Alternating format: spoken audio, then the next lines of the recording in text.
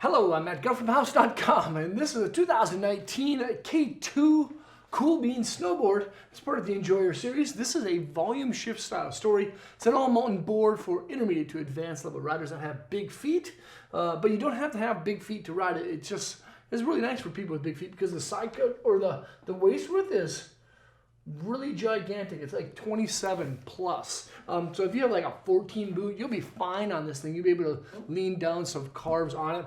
As you can tell, it's a directional style board. It features a 3-year warranty. The stance is set back about 20 feet. It has a 2x4 insert so you can put the bindings pretty much wherever you want them to be. Now this, the first time I got on a Cool Bean, I wasn't too sure.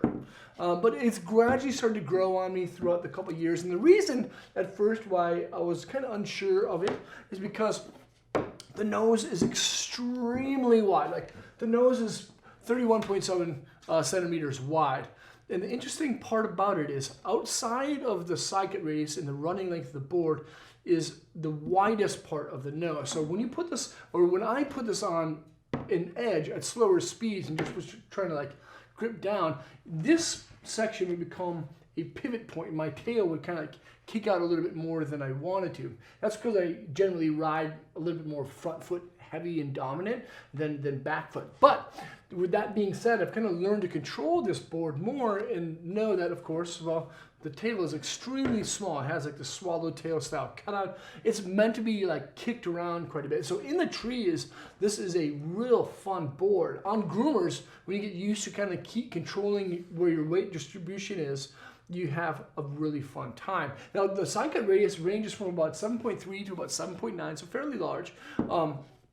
On like the bigger end of the scale, and then it also has a directional rocker profile shape. Basically, the Cool Bean is a flat style board.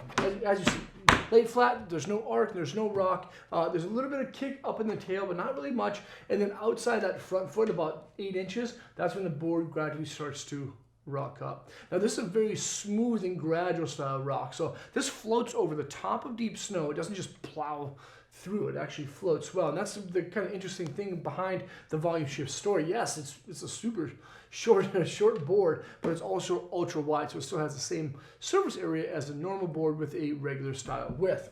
Inside of this thing, as you can see through this top sheet, is a BAP style wood core. That's birch, aspen, and most likely paulownia style wood. Lightweight and durable and poppy at the same time. So even though it has a flat profile, it still has a good amount of energy.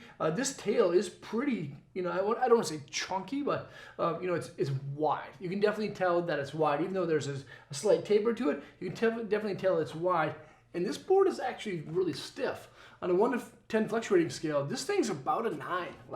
And I have a feeling it's because the core is so wide, and it's actually, I don't want to say it's thick, but that has to be it because there's really not much inside of the board. There's a biax fiberglass on the top and the bottom of the wood core that gives the board a smooth style feel if you can bend it. But there's no additional laminates, there's no extra carbon, there's no extra anything. It's just, a three kind of wood core with biax glass. Just happens to be super wide, but it's ultra stiff.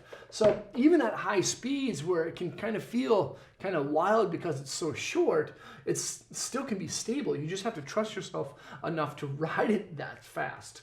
There's a centered base.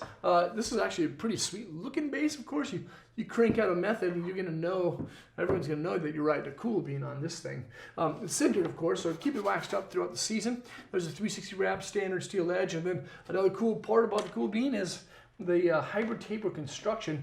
Basically for the running length of the board, there's a sidewall, but as the board starts to kind of like gradually rock up, it turns into a kind of catwall style construction. So the nose and the tail, where that hybrid taper is, gradually get a little bit thinner, and the core gets thinner, and it actually reduces the overall amount of weight.